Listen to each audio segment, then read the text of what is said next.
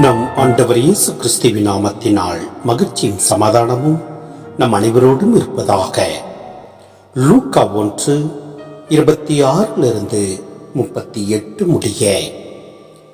6ஆம் மாதத்தில் கபிரியேல் என்னும் வானதூதரை கடவுள் கலிலேயாவில் உள்ள நாசரேத்து என்னும் ஊரில் இருந்த ஒரு கன்னியிடம் அனுப்பினார். அவர் தாவீது குடும்பத்தினராகிய யோசேப்பு என்னும் பெயருடைய ஒருவருக்கு மன ஒப்பந்தமானவர். அவர் பெயர் மரியா.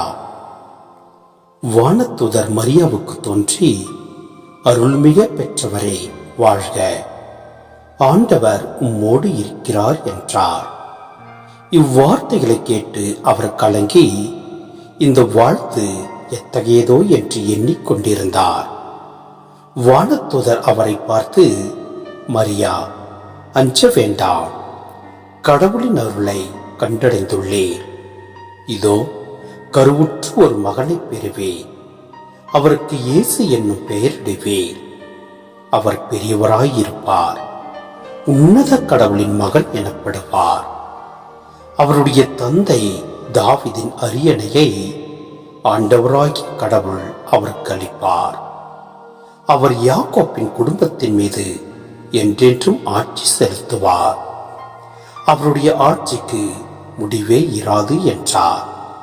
அதற்கு மரியா வானதூதரிடம், இது எப்படி நிகழும், நான் கன்னி ஆயிற்றே என்றார். வானதூதர் அவரிடம், தூய ஆவி மீது வரும், உன்னத கடவுளின் வல்லமை உம்மேல் நிழலிடும். ஆதலால் உம்மிடம் பிறக்கப் போகும் குழந்தை தூயது, அக்குழந்தை இறைமகன் எனப்படும். உறவினராகிய எலிசபெத்தும் தம் முதிர்ந்த வயதில் ஒரு மகனை கருத்தரிக்கிறார். கருவுரை இயலாதவர் என்று சொல்லப்பட்ட அவருக்கு இது 6ஆம் மாதம். ஏனெனில் கடவுளால் இயலாதது ஒன்றுமில்லை என்றார்.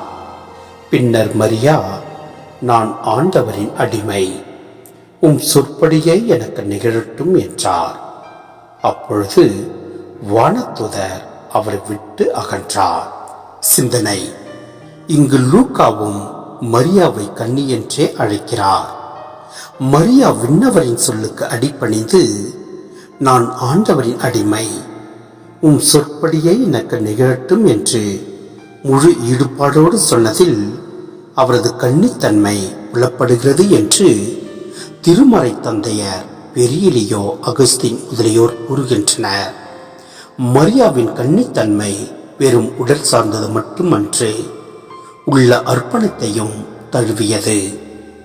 எருசலேம் அழிவுற்ற நிலையில் மீண்டும் அது முன்னைய நன்னிலைக்கு உயர்த்தப்படும் என்று இறைவாக்கினர் ஆறுதல் கூறினர்.